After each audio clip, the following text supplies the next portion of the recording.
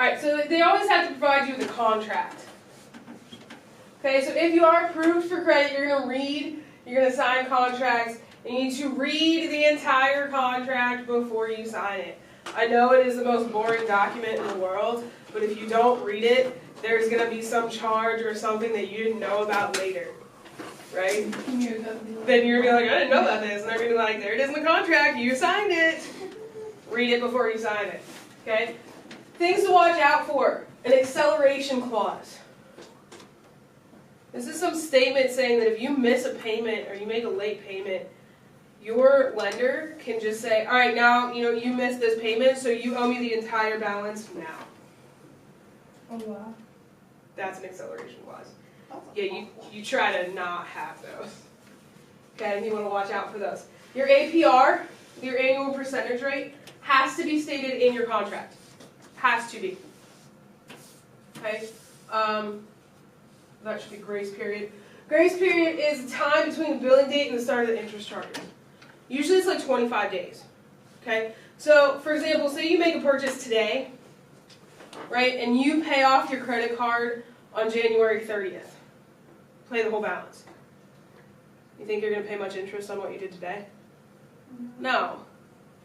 Right? Because that's in the same billing cycle and you just pay it off. Now if you leave it sit and you don't pay the whole amount, you're going to start to pay interest on that for the next billing cycle. Okay? That's your grace period. It's usually about 25 days.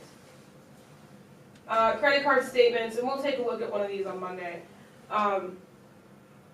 They will show you things like the date that your payments are due, what your minimum payments are, your new balance, your previous balance, the total amount of your new purchases, fees, any cash advances that you took out, that's all going to be on there.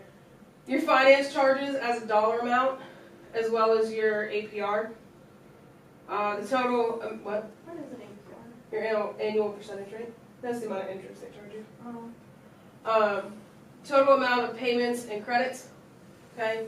Credits are your, like, sometimes you can use like rewards to get like credits toward your account.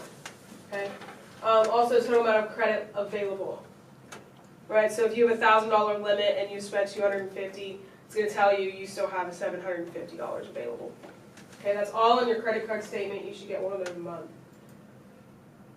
This is something you definitely want to avoid. They're called subprime credit cards. Okay? You do not want a subprime credit card. They're easy to get, but they're not worth it.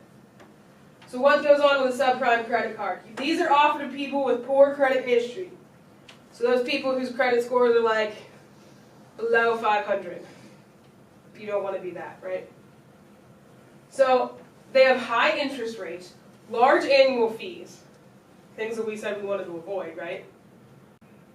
They have sign-up fees, participation fees, late payment penalties, other charges. Your credit limits are low, like $250 or $300. So you don't even get that much credit. And they usually charge all those fees to the card. So you get this $250 credit limit, right? But then all these fees add up to like $150, and then you only have $100 left. So it essentially just makes your credit worse. It kind of does, right? So they're easy to get, but they actually cost a lot more money than a normal credit card, so they're not really even worth it. And you almost always lose more than you gain with subprime. Okay, so just to avoid subprime credit cards, you just want to avoid anything that's not like the big name stuff. You with me here? Like, you've heard Visa, you've heard MasterCard, you've heard Discover. Like, if it's not that stuff, you maybe don't want it, right? If you're looking at store credit cards, you want to look at the bank that backs them, right? Like, you want a big bank. Like, you guys have heard of Wells Fargo, right? Wells Fargo is a huge bank. Citibank, PNC Bank, big banks. Right? Big banks are going to be the ones that back those like store credit cards. Okay? If it's some bank you've never heard of, you probably want to do your research.